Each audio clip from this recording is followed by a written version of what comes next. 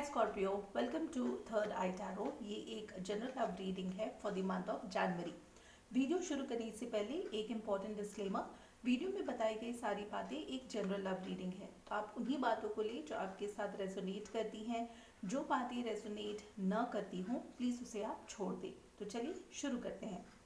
आपका पहला कार्ड है हाई प्रीस्टेस, मैजिशियन कार्ड और एस ऑफ कप्स।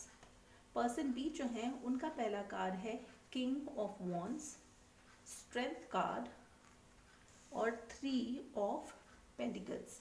इसके साथ हम देखेंगे आप दोनों के बीच में म्यूचुअल फीलिंग क्या है, इस रिलेशनशिप का ब्लॉकेज क्या है और आउटकम क्या होने वाला है। बॉटम ऑफ द डेक है 3 ऑफ कप्स। ये कुछ केसेस में थर्ड पार्टी एनर्जी को इंडिकेट करती है।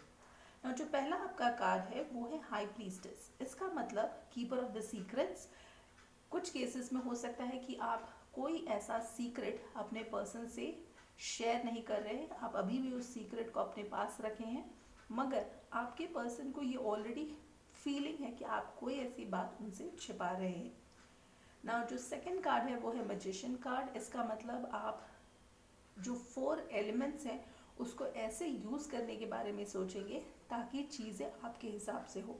अगर आपने कभी मैजिशियन का कोई शो देखा हो तो जब मैजिक शो होता है तो जो मैजिशियन हमें दिखाता है हम वही देख पाते हैं। सो सेम एनर्जी में आप चाहेंगे कि जो आप लोगों को दिखाना चाहते हो वही लोग समझें और वही चीज़ें लोग देखें ना। जो तीसरा कार्ड है वो है एस ऑफ कप्स। इसका मतलब एक न्यू बिगनिंग और ये इमोशंस पे बेस्ड है, तो ये एक पॉजिटिव साइन है, मगर ये बहुत ही स्टार्टिंग पॉइंट है कोई रिलेशनशिप का ना। जो सेकंड पर्सन है पार्टनर बी, उनका पहला कार्ड है king of wands. King of wands एक बहुत ही स्ट्रॉन्ग एनर्जी है, एक गो गेटर एनर्जी है।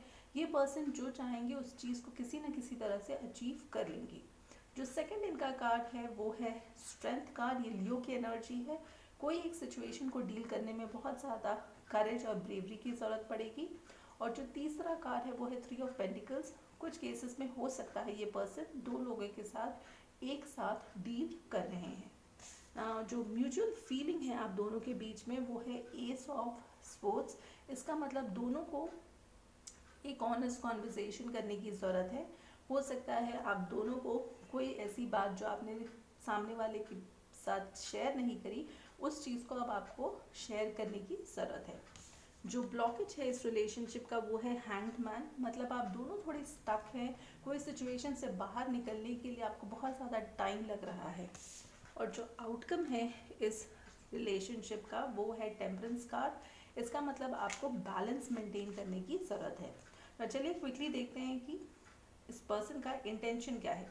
सो जो पहला कार्ड है वो है 5 of cups, S of wands और 4 ऑफ कप्स।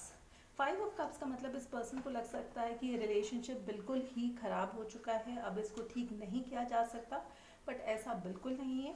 अगर ये चाहे तो इस रिलेशनशिप को अब भी ठीक कर सकते हैं।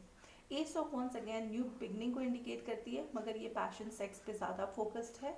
और जो तीसरा कार्ड है वो है 4 ऑफ कप्स। कुछ केसेस में ये पर्सन को थोड़ा सा ये एंटायर सिचुएशन बोरिंग लग सकता है, तो इनको लग सकता है कि इस सिचुएशन में बेस्ट है कि वो खुद पे फोकस करें, और अगर इस वक्त कोई उनको एक कप ऑफ लव ऑफर भी करता है तो उस चीज़ को वो एक्सेप्ट नहीं करेंगे।